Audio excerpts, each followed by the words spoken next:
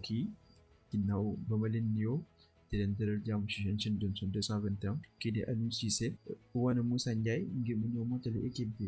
ñu sukkandikoo ci ay information yu bëri Moussa Ndiaye dina leen fekk ci dimanche yi fële ca Qatar loolu lu ko waral moo di kii di Ismaïla Jakobs dafa am ay problème administratif te boo moywul dinañ ko tere mu bokk ci mondial bi